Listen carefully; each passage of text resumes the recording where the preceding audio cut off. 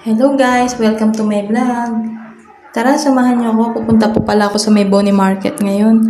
Bibili kasi ako ng t-shirt para sa project ng anak ko para sa gagamitin nilang sa Sport Fest sa kanilang paaralan. Sobrang hirap maging isang magulang pero sobrang saya na nararanasan nila ang di natin naranasan noon. Ako kasi pasalamat na lang kung pagpasok may baon at may pambiling project. Mahirap maging isang mahirap pero kayang-kaya, tiwala lang. Sasakay po pala ako sa jeep kaya naglalakad po ako ngayon. Sobrang init kasi.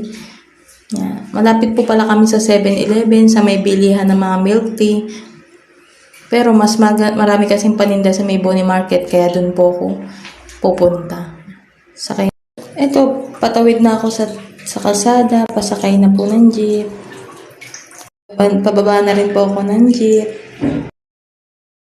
Dito po pala yung Boni Market. So, naghahanap lang po ako ng mabibilhan ng t-shirt. Yung plain lang. Kailangan kasi ng anak ko is plain na kulay yellow.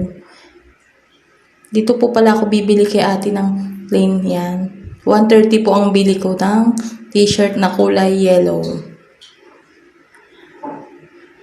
Papunta na po pala ako sa mga bahay ng Indos ko kasi nandun po nakatira yung dalawang anak ko gawa na nagtatrabaho kami mag-asawa. Hanggang dito na lang guys. Thank you for watching. Sana mas marami pa po kayo para mas marami pa po akong matulungan.